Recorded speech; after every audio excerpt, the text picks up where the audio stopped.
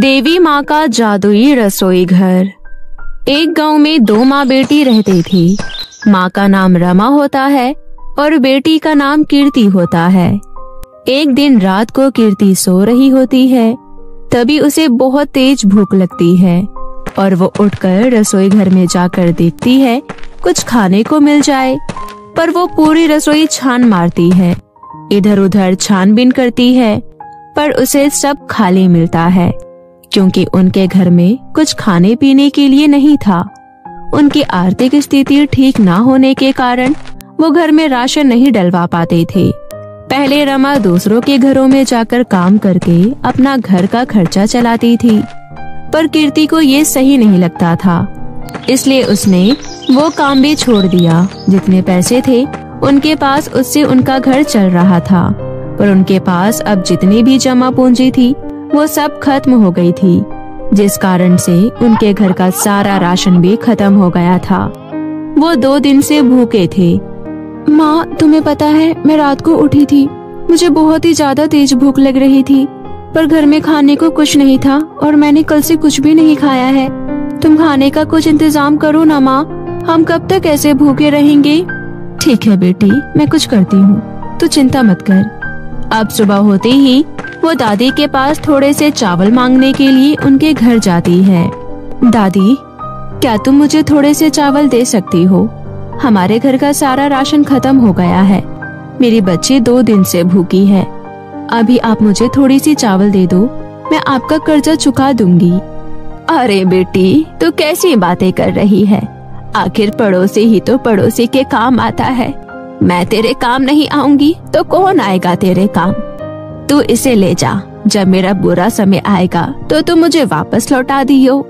अब रमा वो चावल लेकर अपने घर आ जाती है और घर पर आकर उन चावलों को उबालने रख देती है। वो घर के सारे डिब्बे खोलकर देखती है, पर किसी भी डिब्बे में कुछ भी नहीं होता, क्योंकि उनके पास इतने पैसे ही नहीं थे कि वो घर में राशन भरवा सके। इसलिए रमा को मजबूरन सूखे चावल ही बनाने पड़े। यहाँ तक कि वो उन चावलों में नमक भी नहीं डाल सकती, क्योंकि उनके पास नमक भी नहीं था। चावल बनकर तैयार होते हैं। वो 2 थाली तैयार करती है, एक अपनी और एक अपनी बेटी की, और दोनों खाना खाने बैठ जाते हैं। अरे माँ, तुमने तो इसमें कुछ भी नहीं डाला, यहाँ तक कि इसमें नमक भी नहीं है। ये तो बिल्कुल ही स्वादिष्ट नहीं लग रहे। तुम इसमें नमक तो डाल ही सकती थी। अब बताओ भला, मैं ऐसे बिना नमक के खाना कैसे खा लूं? इसमें से तो बिल्कुल भी स्वाद ही नहीं है।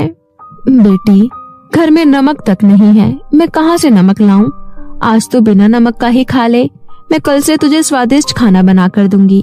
आज खा ले बेटा। वो दोनों बैठकर साधारण सा खाना खा रहे होते हैं, तभी उनके दरवाजे पर एक बूढ़ी औरत भीख मांगने आती है। कोई है जो मुझे खाने को दे दे? मैंने बहुत दिनों से कुछ नहीं खाया है, मुझे बहुत तेज भूख लग रही है, कोई मेरी मदद कर दो। अब रमा उस बूढ़ी औरत की बात सुन लेती है। रमा को ये प्रतीत होता है कि वो औरत बहुत दिनों से भूखी है, उसे ज्यादा जरूरत है खाने की। वो उसे अपना खाना दे देती है। अब वो अपनी थाली लेकर बाहर आती है। ये लो अम्मा, तुम ये खाना ले लो, इसे खाकर तुम्हारी भूख मिट जाएगी।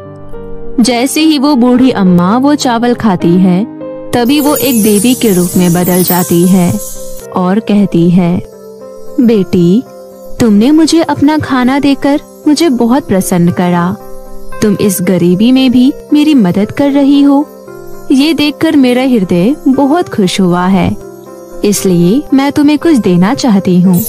ये लो, ये गंगा जल है, तुम इसे अपने घर में छिड़क देना, फिर देखना तुम इसका जादू।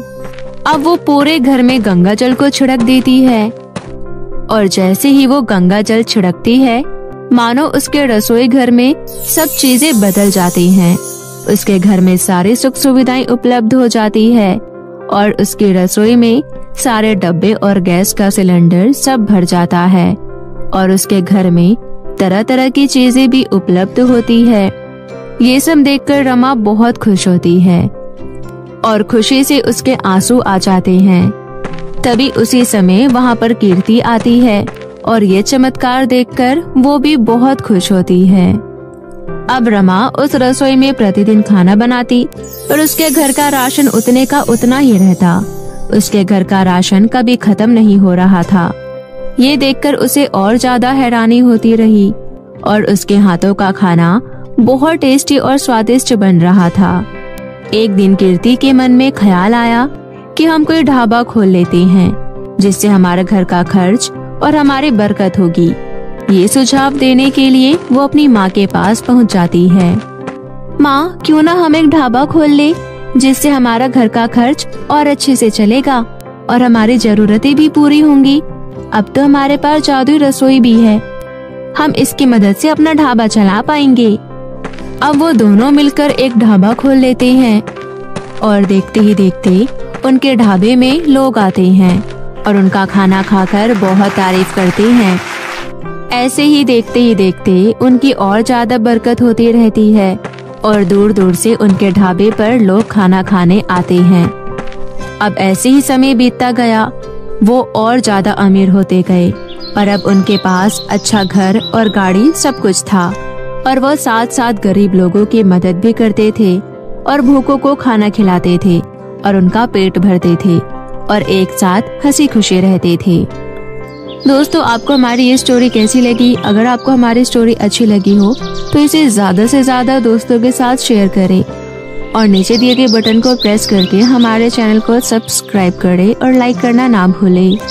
बहुत समय पहले आरती और मीनाक्षी, दो बहनें, अपनी माता संगीता, पिता सुखराम के साथ कौशलगंज गांव में रहती थी। उनके पिता शहर जाकर एक फैक्ट्री में सिलाई किया करते थे और उनकी माता संगीता स्कूल में बच्चों को पढ़ाने जाया करती थी। आरती और मीनाक्षी दोनों बहनें स्कूल पढ़ने जाया करती थी, परंतु दोनों बहनों का पढ़ाई में बिल्कुल भी मन नहीं लगता था और वह स्कूल में टाइम पास करने जाया करती थी।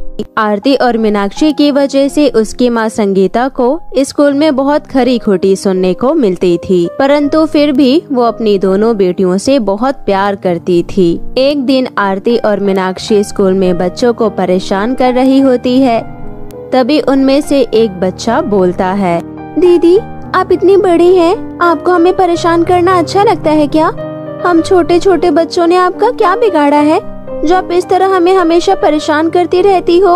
हम परेशान नहीं कर रहे तुम्हें, हम तो बस तुम्हारे साथ खेलना चाहते हैं, पर तुम हमारे साथ खेल ही नहीं रही हो, इसलिए हम तुम्हारे साथ ऐसा कर रहे हैं। अगर तुम हमारे साथ खेलने लगो तो हम तुम्हारे साथ ऐसा नहीं करेंगे।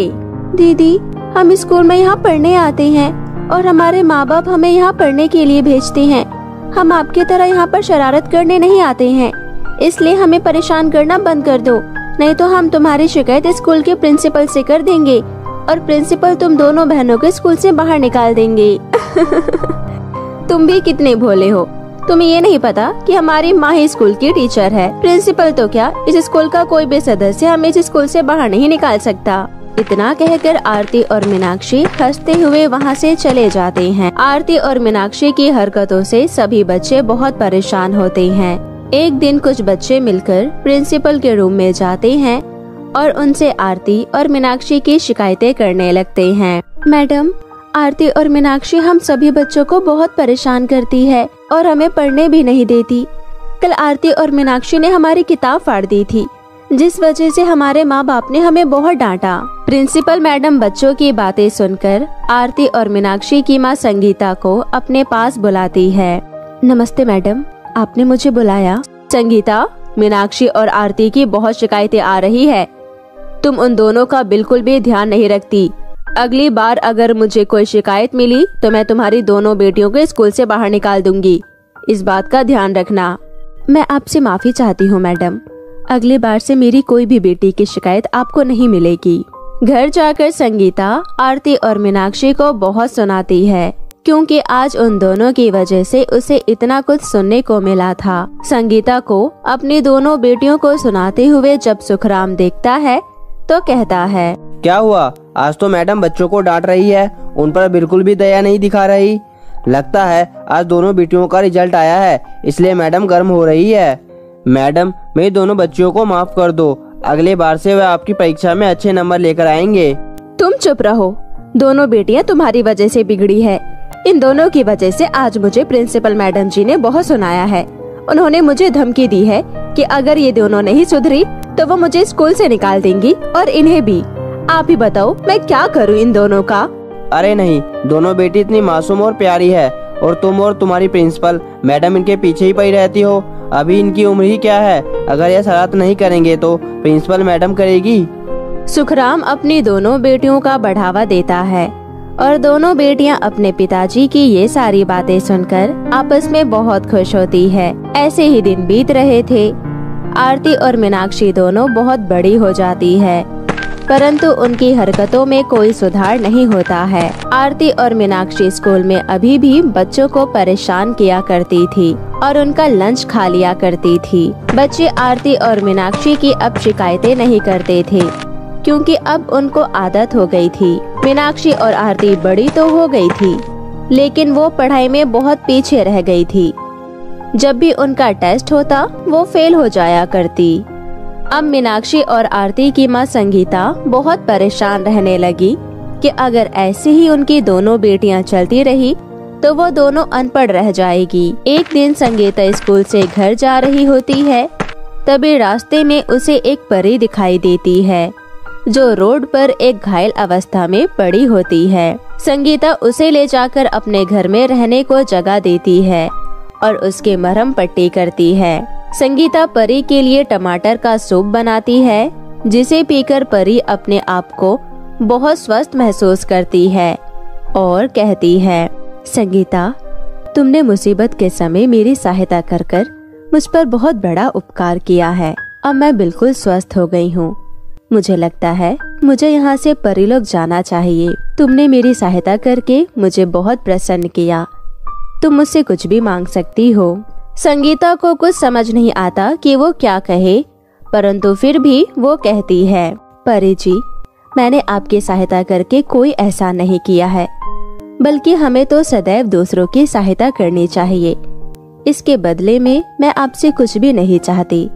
अब ठीक हो गई, ये मेरे लिए बहुत अच्छा है। परी संगीता की बातें सुनकर सब समझ जाती है कि वो बहुत उदास है। परी संगीता के मन की बातें पढ़ने लगती है और परी को पता चल जाता है कि संगीता किस वजह से उदास रहती है। तभी वो परी उसको एक जादुई किताब देती है। संगीता, ये लो, ये एक जादुई किताब है। तुम्हारी दोनों बेटियां आरती और मीनाक्षी इसे पढ़कर बहुत ही बुद्धिमान हो जाएंगी और तुम्हारी सभी तकलीफें दूर हो जाएगी। परी की बातें सुनकर संगीता बहुत खुश होती है और वो परी से जादुई किताब ले लेती है। वो जादुई किताब देकर परी वहाँ से गायब हो जाती है। संगीता वो किताब लेकर अपनी दोनों बेटियों के कमरे में जाती है। मीनाक्षी, आरती, दोनों इधर आओ, मुझे तुम दोनों से कुछ बात करनी है। जी माँ, कहिए, आपको क्या बात करनी है हम दोनों से? मीनाक्षी, आरती, मैं तुम दोनों के पढ़ने के लिए ये किताब लेकर आई हूँ और तुम दोनों को मन लगाकर ये किताबें पढ़नी है। समझ गई तुम दोनों? मीनाक्षी और आरती अपनी माँ से वो किताब ले लेती है, परंतु दोनों बहनें उस किताब को अपने कमरे में रख देती है और सो जाती है। अगली सुबह जब संगीता मीनाक्षी और आरती के कमरे में जाती है तो वो देखती है कि मीनाक्षी और आरती ने वो किताब तो पढ़ी ही नहीं। ये देखकर उसको बहुत गुस्सा आता है और वो चिल्लाती है, मीनाक्षी, आरती, दोनों जल्दी खड़ी हो जाओ, नहीं तो मुझसे बुरा कोई नहीं होगा। दोनों बहनें माँ को चिल्लाता हुआ देखकर जल्दी से उठ खड़ी होती है और डर के मारे कुछ नहीं कहती। तुम दोनों को मैंने कहा था ना कि ये किताब पढ़कर ही सोना, परंतु तुम दोनों ने मेरी सुनी ही नहीं। अभी जब तक तुम दोनों ये किताब नहीं पढ़ लेती हो और जो भी पूछूंगी वो सब नहीं बताती हो, तब तक तुम दोनों इस कमरे से बाहर नहीं निकलोगी और नहीं तुम्हें खाने के लिए खाना मिलेगा। समझ गई तुम दोनों? अपनी माँ की बात सुनकर दोनों बहनें बहुत मन लगाकर उस किताब को पढ़ने लगती है। जब वो उस किताब को पढ़ती है तो उनका मन पढ़ाई में लगने लगता है और उनको सब कुछ याद हो जाता है। आरती और मीनाक्षी अपनी माँ के पास जाती है।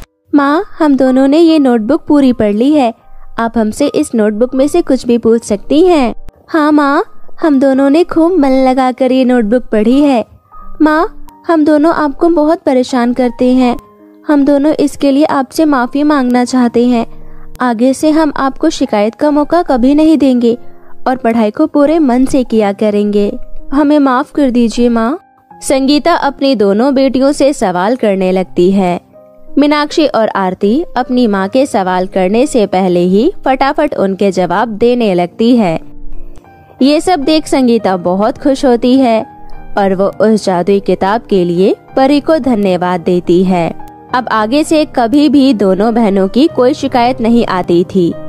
ये सब देख संगीता अब खुश हो गई थी कि उसकी दोनों बेटियां भी सभी बच्चों की तरह पढ़ने लगी है। कुछ सालों तक आरती और मीनाक्षी खूब मेहनत और लगन से पढ़ाई करती है। संगीता अब बूढ़ी हो जाती है। मीनाक्षी और आरती दोनों बहनें पुलिस ऑफिसर बन जाती है। ये देखकर संगीता और उसके पिता सुखराम बहुत खुश होते हैं। इसी तरह पूरा परिवार एक साथ मिलकर हंसी खुशी से रहने लगता है। तो मेरे प्यारे दोस्तों, कैसी लगी आपको मेरी ये कहानी? मुझे कमेंट करके ज़रूर बताएं और इसे अपने दोस्तों के साथ भी शेयर करें।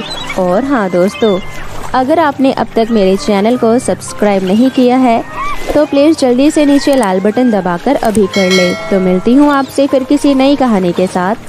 तब तक के लिए आप अपना ध्यान रखें। बाय बाय दोस्तों।